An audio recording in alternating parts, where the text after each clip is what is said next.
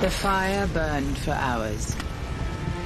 The largest oil refinery in Saudi Arabia had been hit multiple times.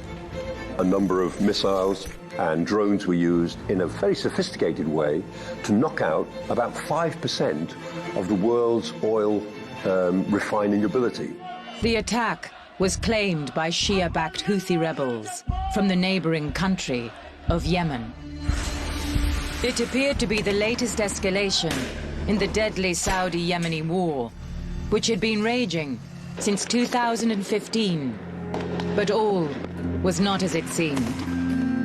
The attack itself was orchestrated completely from Iran, and the Iranians continue to maintain that it was something that was done from Yemen in order to distance themselves from it, but the fact is nobody believes them. Yemen is the battlefield in more than one clandestine conflict. There is a civil war, decades in the making, between a military dictatorship and Islamic rebels. There is the struggle for regional supremacy between the West's ally, Saudi Arabia, and the Iranian theocracy. Iranian involvement in the current war has remained low-key. They're able to provide the Houthis with enough logistical and material support for them to continue their resistance. And the Saudis for a long time have been trying to ensure that Yemeni politics plays out in a way that's conducive to their strategic interest. And then there is America's war on terror. Yemen, it's the site of the first lethal drone strike outside of a war zone. It was a sign of what the US covert activities were now capable of, a warning to its enemies of what was to come. Fighting in Yemen has cost the lives of thousands and triggered a humanitarian crisis. So what secret deals and what foreign meddling has pushed the country to this desperate state? And why?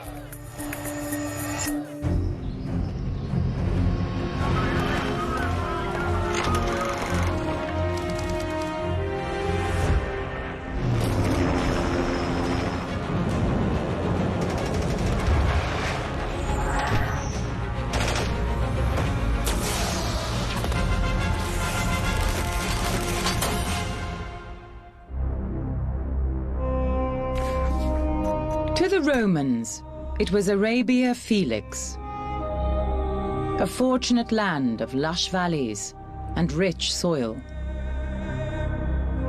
The legions of Rome never managed to conquer it, but Yemen remained a tempting prize for foreign powers. The reason Yemen has mattered to foreign powers is because of its significant geographical position. It stands on the southwestern corner of the Arabian Peninsula and straddles an important area where both maritime and trade routes intersect. In the modern era, Yemen is important because that's a shipping lane going from Indian Ocean through the Red Sea into the Suez Canal and out into the Mediterranean. That little strait, the Bab el-Mandeb Strait, is a really important one for global shipping. In the 1960s, the country was divided into two separate and distinct regions. In the north was the Yemen Arab Republic. In the south, a communist state aligned with Moscow. Officially, both North and South Yemen desired unification. Unofficially, for decades, an uneasy and often bloody coexistence was the best that could be managed. The Southern Socialist regime envisaged a revolution that would overturn the existing political arrangements in the north and impose a socialist regime across the two countries. And at the same time, the northern regime viewed the south with suspicion. They saw the Southern Socialists as atheists who did not really represent what the essence of the Yemeni nation was. The 1980s brought disaster for South Yemen. The country had long relied on the support of Moscow. The collapse of the Soviet Union put an end to that. Talks with the North began over unification. They quickly reached an agreement. The Unified Republic of Yemen was declared on the 22nd of May, 1990. Its first president was Ali Abdullah Saleh. I would argue he was always seen as the master puppeteer of Yemeni politics. Saleh had ruled North Yemen since 1978. He was a military man, a colonel in the North Yemen army. He had risen to the top through ruthless political cunning.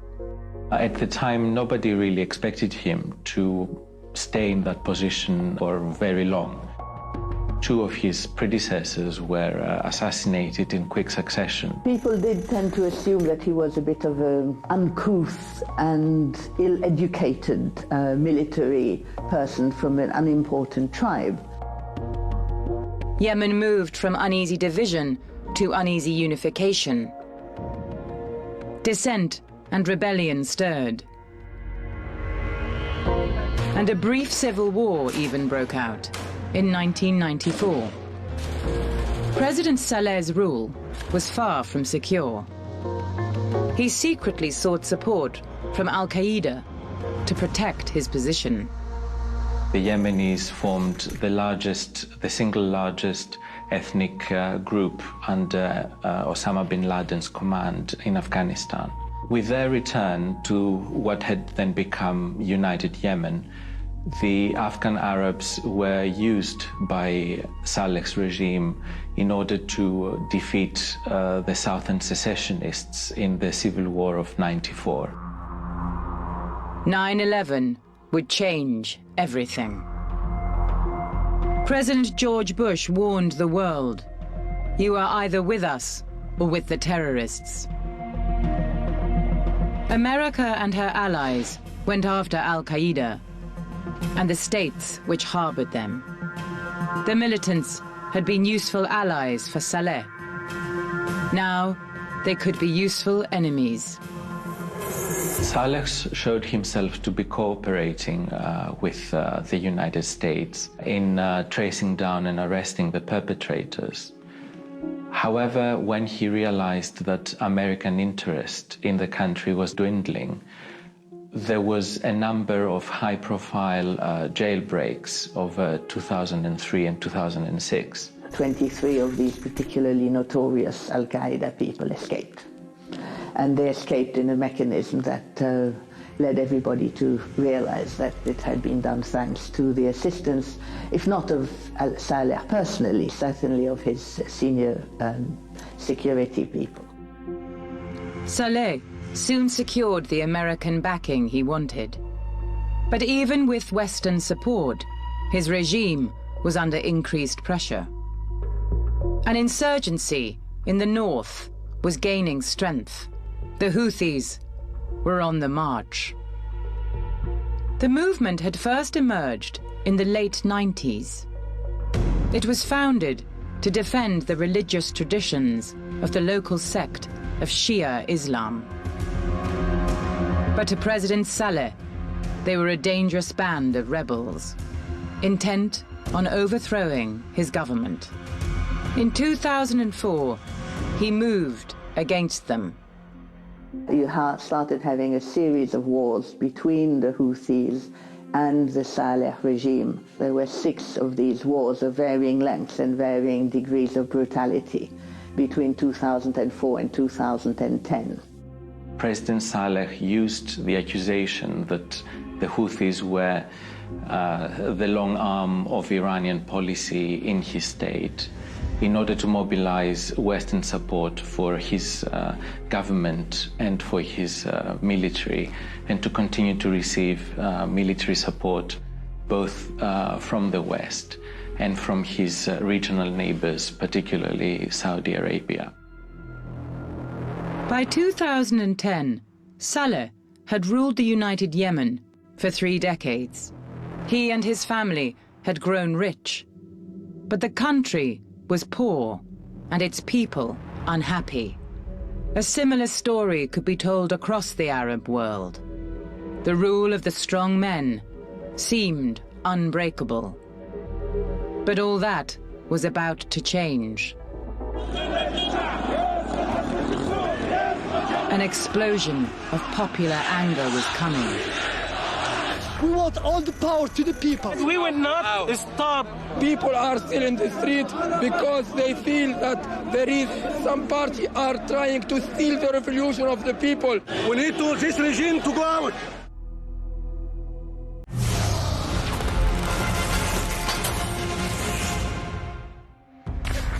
President Ali Abdullah Saleh has ruled Yemen with an iron fist for 3 decades.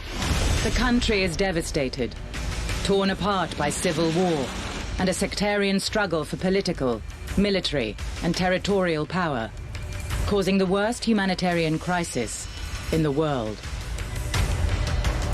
He, like other leaders in the region, is on the verge of experiencing a popular rebellion that desperately seeks to achieve a new democratic path, arising from poverty and misery. The popular uprising in Yemen started with just one man. Mohammed Bouazizi was a street vendor, enraged at his treatment by the Tunisian government. On the 17th of December, 2010, he doused himself in petrol and set himself on fire. It was a lone, extreme act of protest. But this man would become a martyr for millions of people. I thank him because he freed me. The Arab Spring had begun. On the 27th of January, 2011, the Arab Spring reached Yemen. More than 15,000 people took to the streets of the capital, Sana'a, to protest against their wily president Ali Abdullah Saleh. And the protests soon spread across the country. Yemen's as susceptible as anywhere else to these uprisings because similar conditions are present in all these different countries. There's political repression, there's a lack of political freedom, and a resentment at the corruption of the elite. This was not exclusively an urban movement. The pressure that builds up from the general population who are involved in the uprising creates a crack in the regime. President Saleh is at the top, and he's trying to sort of hold different factions in place, and they start to split apart. Senior army officials began to defect to the opposition. Saleh's power base was crumbling. Yemen's Gulf neighbors watched in alarm. They feared the protests could spread further and put their own regimes at risk. In April 2011, the Saudis, backed by America, attempted to broker a peace deal. And what happens at this point is that Saudi Arabia and the Gulf states try and step in and broker a transition whereby the public will be given the impression that something really substantive has changed, but actually the regime underneath President Saleh will stay in place. So the transition says that Saleh will transition out and his deputy will transition in, and the effect, the impression of change will be given, but the regime will be preserved.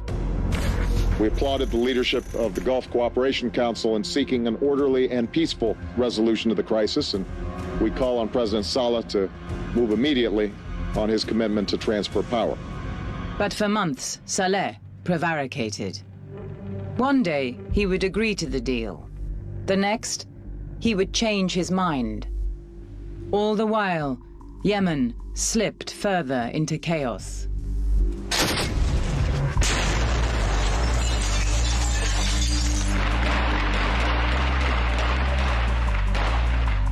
On June the 3rd, 2011, bombs ripped through a mosque in the presidential compound. Saleh was inside. He survived the assassination attempt, but was badly wounded. Still, he did not stand down as president. He was certainly worried about the future of his immediate family, his son and nephews, and their positions within the different army units. He was also being threatened in relation to his personal assets and the kind of investigations that might take place after he would be out of office. Finally, in November 2011, Saleh signed the agreement. Early the following year, his long-serving deputy, Abdrabbuh Mansour Hadi, was sworn in as Yemen's president, at the head of a government of national unity. Hadi now had the support of the Saudis and the Americans. A new start was promised for the troubled nation. But old divisions remained. Now, the reality of this government of national unity is that it was anything except national unity. And it was a very weak government whose members were primarily concerned with whatever they could do to strengthen their own individual positions. They gave very little, if any, attention to solving the problems that the population was facing. But deposed President Saleh had not retreated quietly. He was in Saudi Arabia for treatment, and the widespread belief was that the Saudis didn't really want him to come back to Yemen, and that he kind of tricked them and returned to Aden. Breaking his promises, Saleh was back in Yemen and working to undermine his successor. In 2014, he struck an unlikely alliance with an old enemy, the Houthis. At the time, the Houthis had emerged as the most potent opposers of President Hadi's regime, and Saleh saw in them the opportunity to disrupt the flow of the transitional period. This is kind of counterintuitive because while Saleh was president, he fought a series of wars with the Houthis. But after he lost power, a marriage of convenience emerged where both the Houthis and Saleh had a shared interest in overthrowing President Hadi.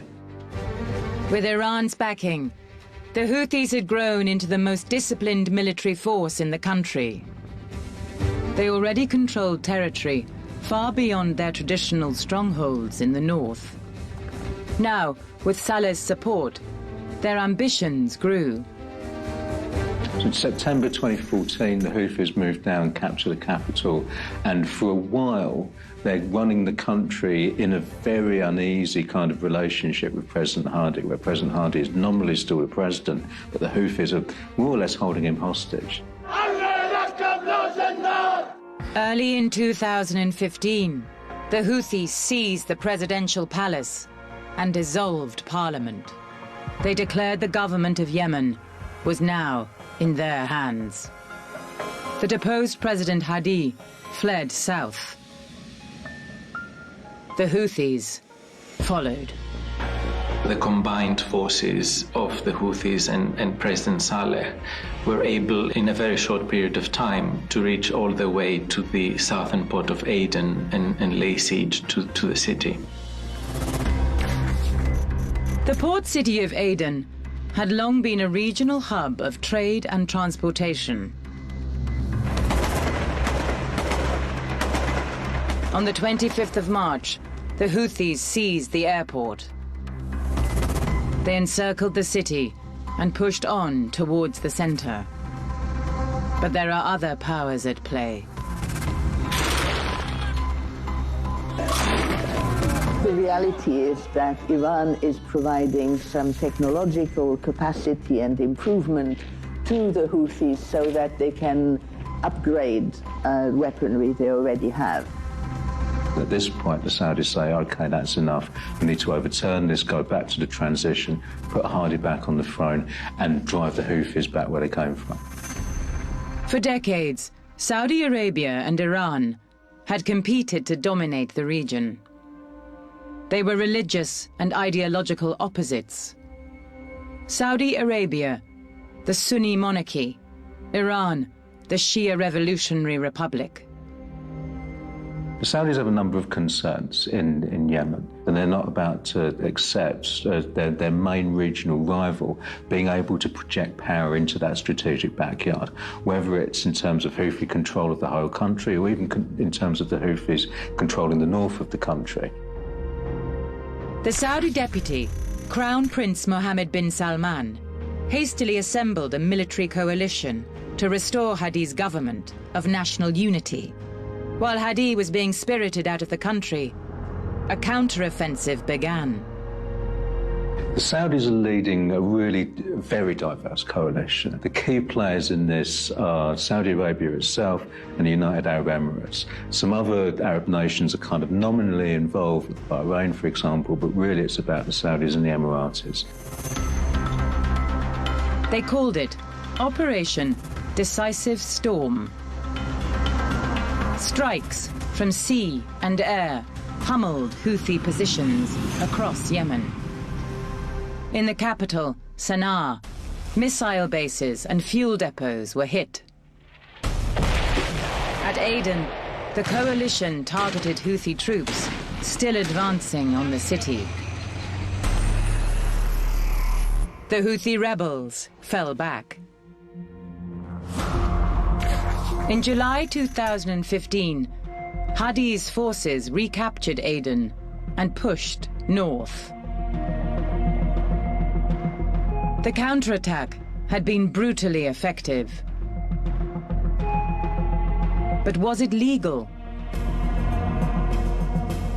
It's well documented that the Saudis have been bombing Yemen indiscriminately. It's been documented by the world's leading human rights organisations, Amnesty International, Human Rights Watch, and all these various highly credible bodies are telling us the same thing, that the Saudis are indiscriminately bombing civilian areas in Yemen. So we're not talking about aberrations and mistakes, we're talking about a pattern of hitting civilian targets.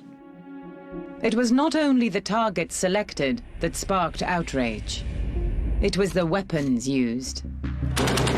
In December 2016, Saudi Arabia admitted it had deployed cluster bombs in Yemen. The bombs used were a deadly, indiscriminate weapon. They had been outlawed in most countries, and they had been made in Britain. How British bombs came to fall on Yemen is a story of a secretive alliance almost a century old, and an arms deal worth billions.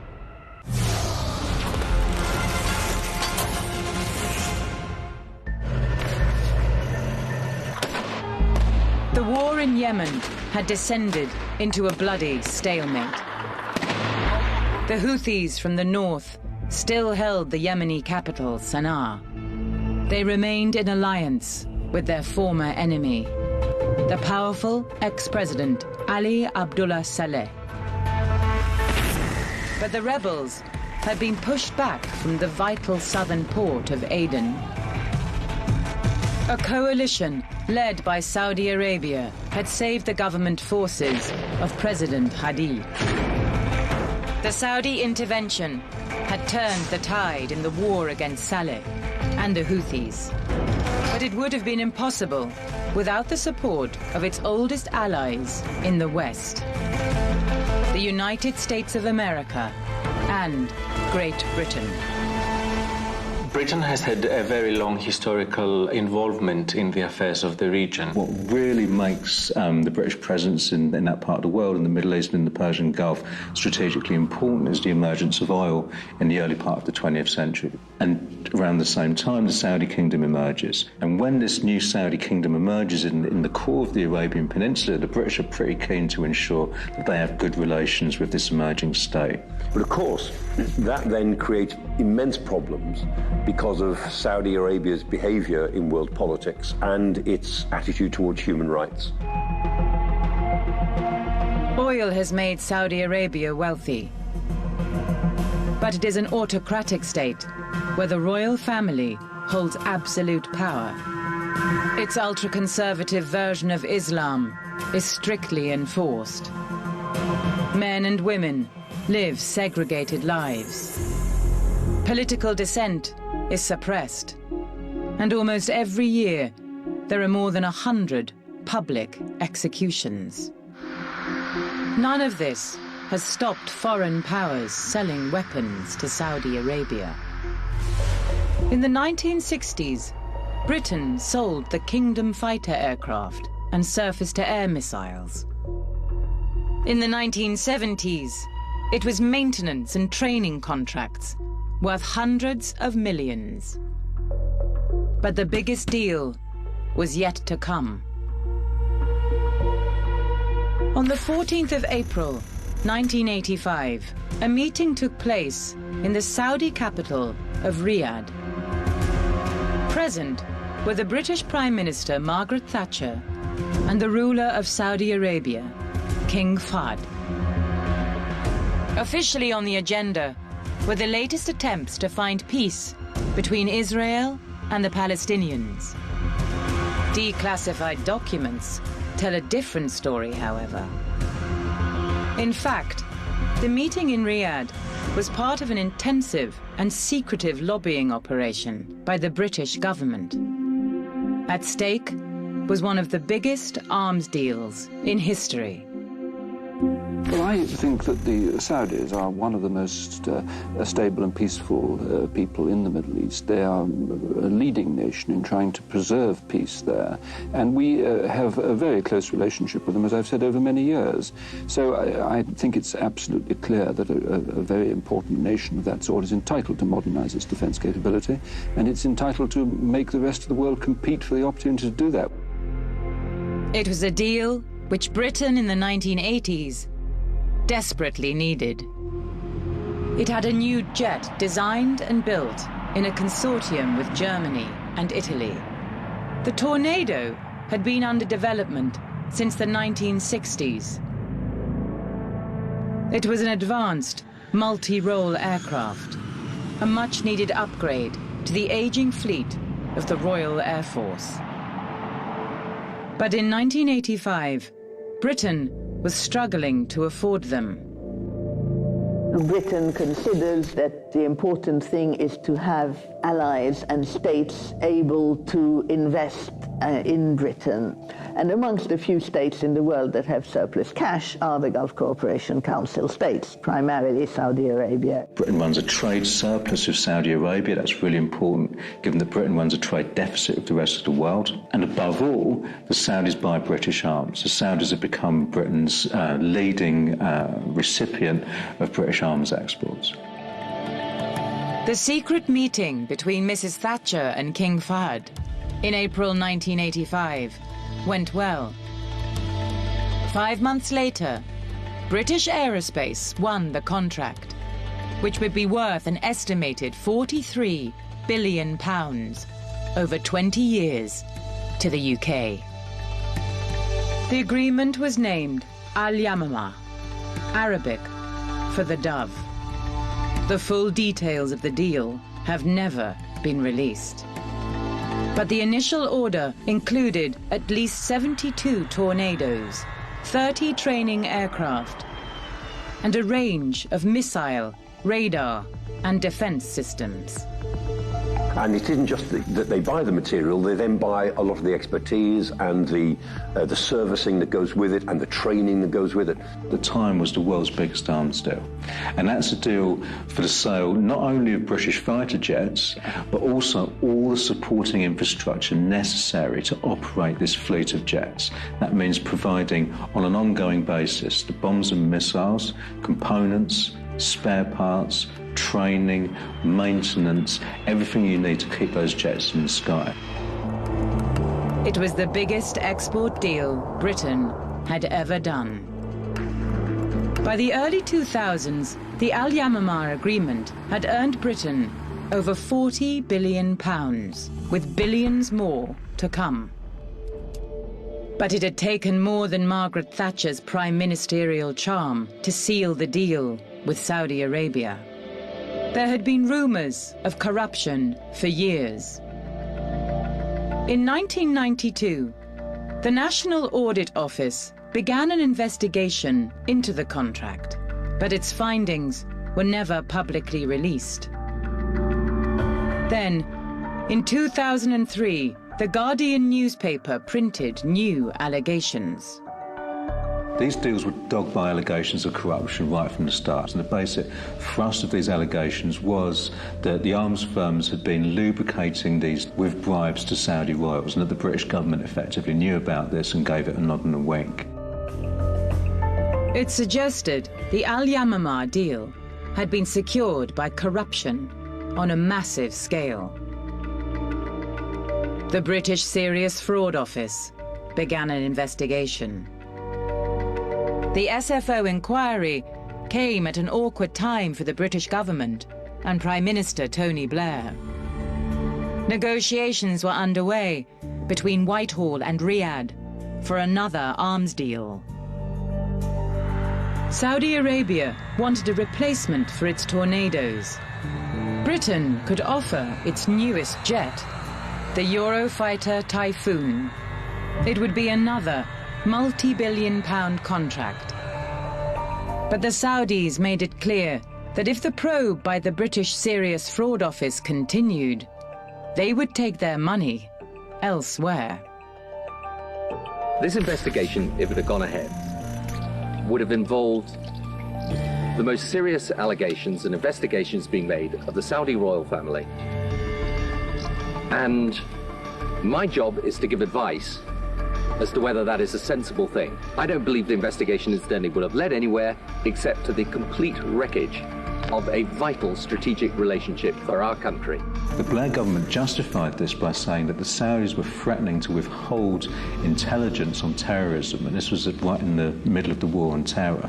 But there was a suspicion at the time that the real reason was that the Serious Fraud Office was getting quite close to exposing the degree of British government complicity with these bribes that the arms dealers were purportedly giving to the Saudis.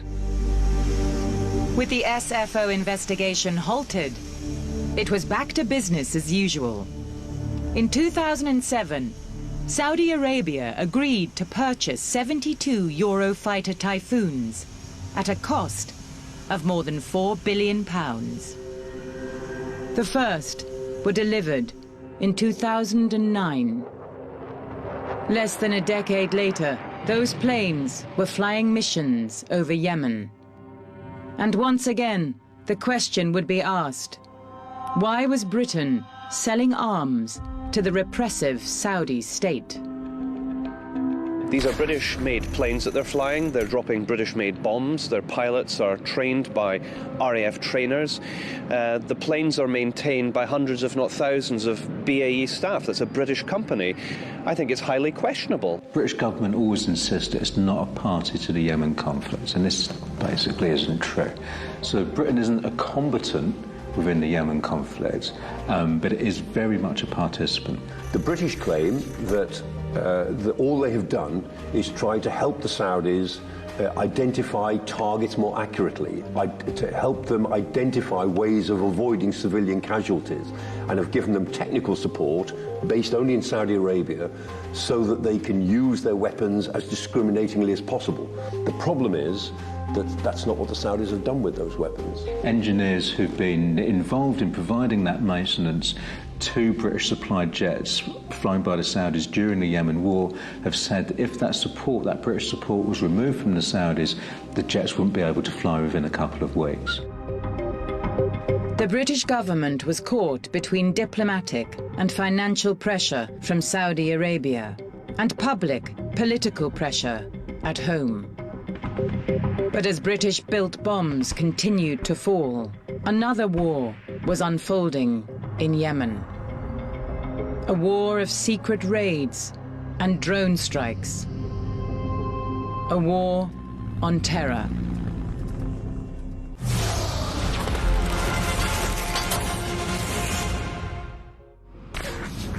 By the summer of 2017, there seemed no hope left in Yemen. In the south, the front lines in the bitter civil war had hardened. On one side were the forces of the Yemeni president, Abdurabu Mansour Hadi. Now in exile, he still had the backing of a powerful Saudi-led coalition.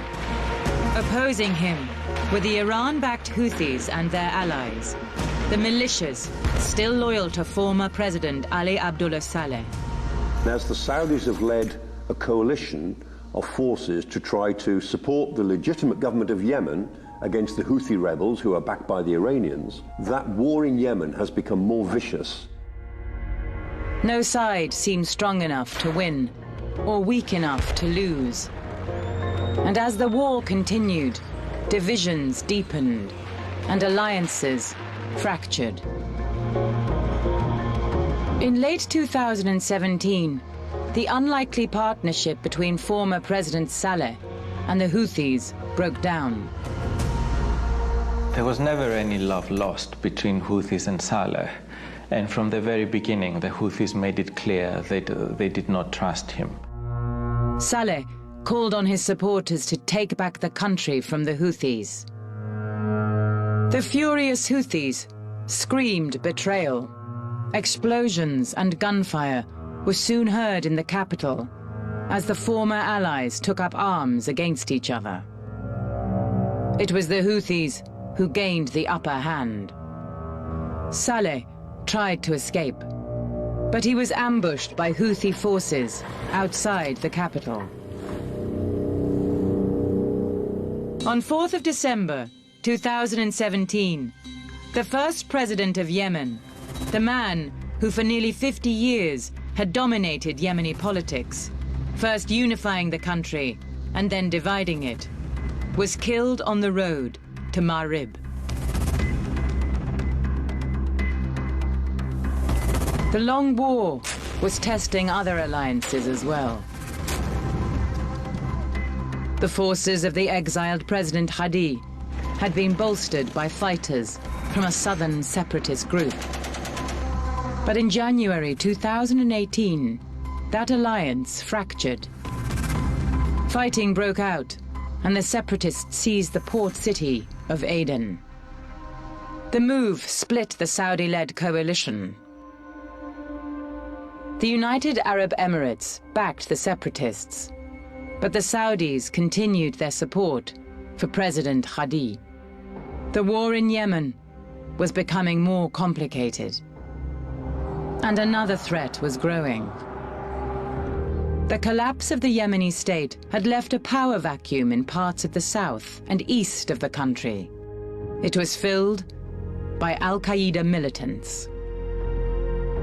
Al-Qaeda in the Arabian Peninsula is the most dangerous branch of Al-Qaeda. It's the one that's carried out some of the most vicious attacks in the West, and it's a branch of Al-Qaeda that the West is quite focused on in terms of counter-terror operations. Militant jihadism has a very long history in Yemen. Al-Qaeda made its appearance as early as 1992.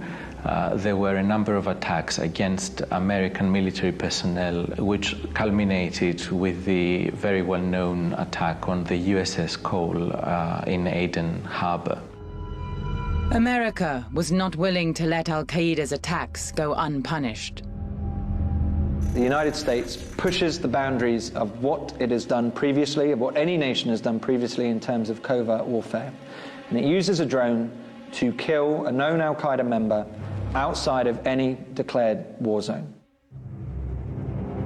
As the wider Yemeni conflict raged, America used drone strikes to take out Al-Qaeda operatives. But under President Obama, stopped short of ground operations. Then, in early 2017, a new tenant entered the White House. Within days of his inauguration, Donald Trump had authorized a special forces raid in central Yemen. Navy SEALs, drones, and attack helicopters were to assault a village in the Yemeni highlands. Their target was allegedly the leader of Al-Qaeda in the Arabian Peninsula, Qasim al-Rimi. No one really realizes at the time what this marks is the beginning of a new phase of warfare. Before dawn, on the 29th of January 2017, the commandos boarded their aircraft and were flown to the remote village. The moonless night was soon lit up with gunfire.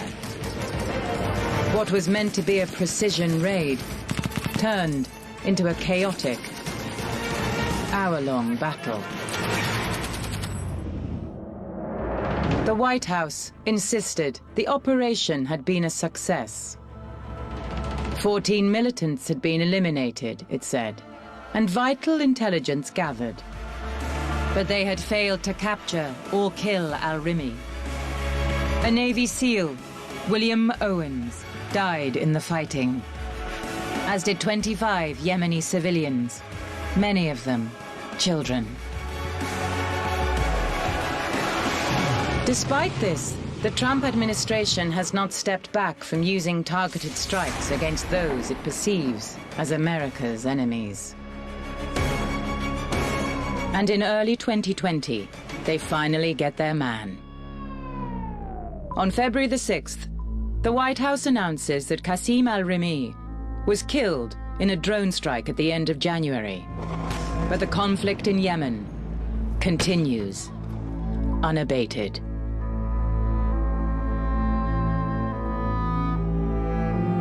For the civilians caught in the crossfire, there seems to be few solutions. The Yemeni civil war, the Saudi Arabian Cold War with Iran, and America's war on terror, each has its own roots, but each has grown twisted with the others. The prospect of peace in Yemen seems as distant as ever.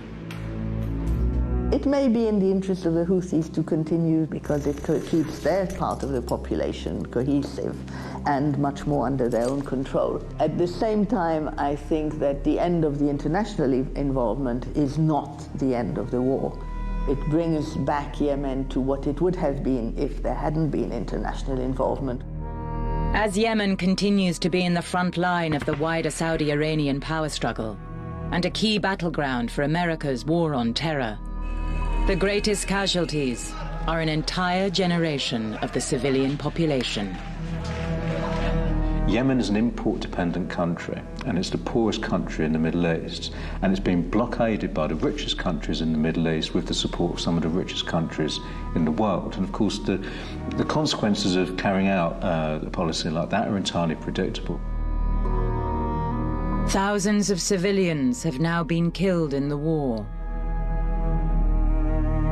Millions more have been displaced from their homes. Famine and cholera threaten as much as bombs and bullets. With the attack on Saudi oil facilities in September 2019 and the killing of Qasem al-Rimi, a new and dangerous phase of the conflict may have just begun.